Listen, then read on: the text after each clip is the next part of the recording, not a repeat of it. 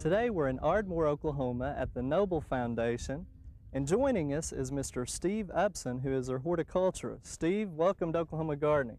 Meet you, Steve. Welcome to Ardmore. Thank you. Tell us a little bit about the Agriculture Division with the Noble Foundation.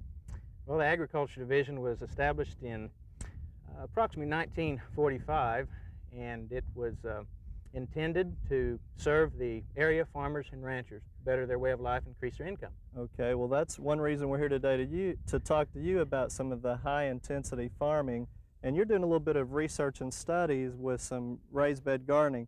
Tell us a little bit about what you're doing with your project. Well, initially, Steve, we wanted to do something that would increase our success, decrease our failure in small areas with poor soils.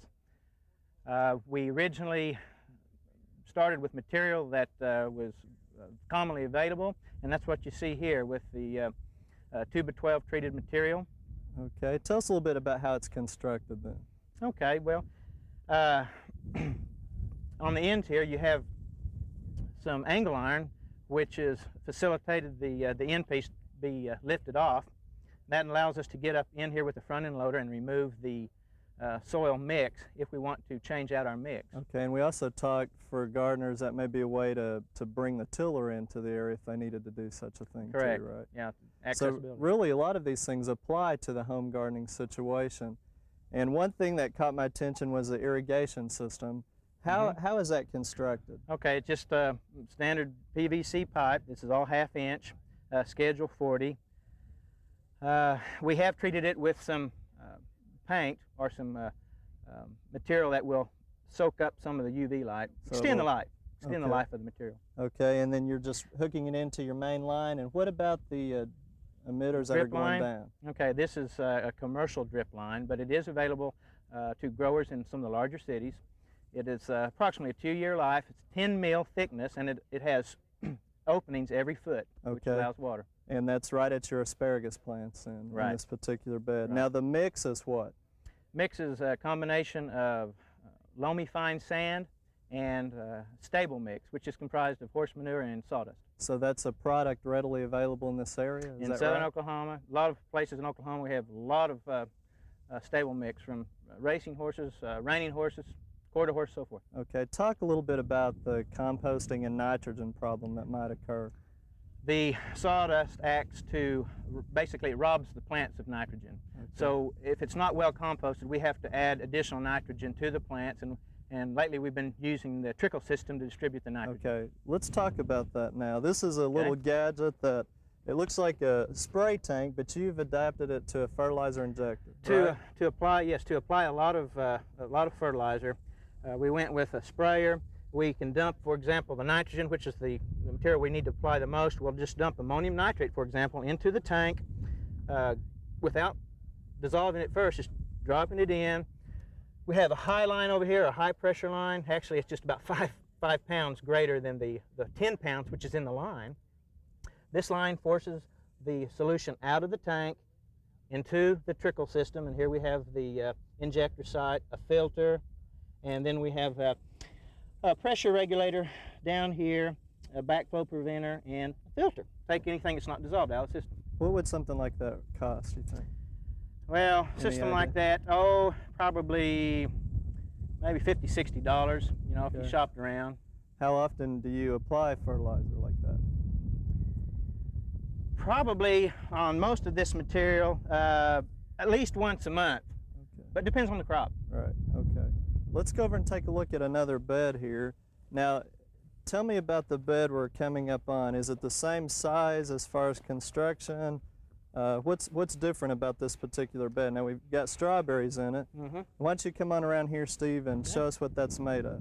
Okay, this is just nothing but galvanized roofing, corrugated roofing tin, and we've treated the inside of it with some compound to keep it from rusting as quickly. Okay. A little cheaper than just the 2x12, but seems to be holding up real well.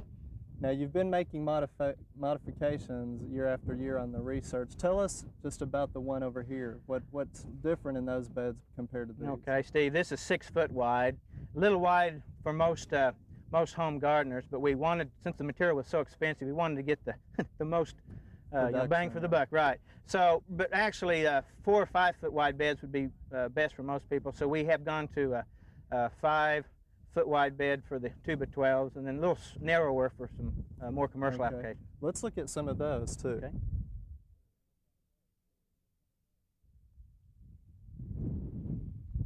Now, Steve, you tell me this particular method is probably more conducive to larger scale gardening. Tell us how this is constructed.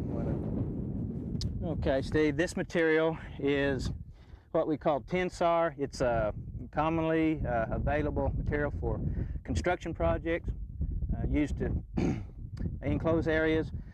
It's basically has a windbreak, I believe, application. We're using this as a border for this bed. Okay, how's it held in there? Okay, with 3/8 inch rebar, we just weave it through the mesh, pull it tight, drive it to where the bed is level, and go the length of the bed, depending on how long you want the bed. What are the dimensions of these? All right, this is 3 feet by 33. It's basically 100 square feet. It keeps it real simple. Okay, and why is this more conducive to maybe more commercial application? Well, the cost. It's a lot less expensive, of course, than the treated lumber. Okay. Have you had any problems with erosion with the holes on something like that? Yes, we have a little bit. You can see that some of it sifts through the openings. We have gone to a liner now. It's basically made of this tar paper. It's roll roofing. We just cut it into 9-inch segments so we can line the inside of the bed, and it prevents erosion. Also, it prevents the soil from drying out so quick.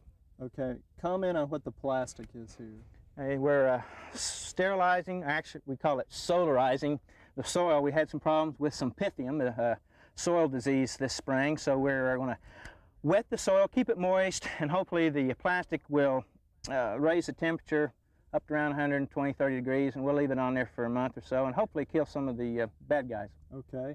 Now, to keep it moist, you've got another interesting irrigation system design. Explain all the way from the pump there, if you don't mind. All right. This material here was part of the fertilizer injector, but this is just a simple way to go. We've got a check valve here, prevent any chemical or any fertilizer we're going to inject into the line from going back into the system. Pressure regulator, it's set at 10 pounds, what the system runs at. Filter. And then, of course, quick attachment feeds to the line. We have a sub-main that runs along the front of each tier of beds. Okay. And then what are you using as your header here? That's very interesting. Okay, this was, we found that this is very useful and convenient. It's just a washer hose. We cut it in two, crimp one end, as you can see here, and it attaches conveniently to the ball valve on the head of each bed. And it's a hose from a washing machine. And why did you find it so successful for this setup? What was the purpose in using it? Well, it just basically we can get 2 hoses out of one. And you said the female application, so you could actually shut it off here. Oh, sure. Yeah, we've got a valve on each bed. This allows us to control the water on each bed because these are for experimental purposes. Okay. All right. Good.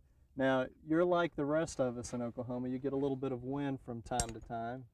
And that impacts your crops out here. What have you done to alleviate that problem? You can see the windbreak behind us. This is some, again, commercially available material. Doesn't look like much right now, but it does serve the purpose. We're going to rebuild this one. If we can decrease that wind early in the spring, we can increase the earliness of our yield. Okay, now you have another example of windbreak. Why do you like it better than this one? Well, it's a longer lasting material. That has a 20-year life. This one is starting already to kind of tatter a little bit. Okay. Well, Steve, you have given us a lot of great ideas. In fact, he's given us so many ideas that we're going to have another series, a second part of this series next weekend. So we want to invite you to stick around again. And that's also all the time we have today. So be sure and join us again next weekend here on Oklahoma Gardening.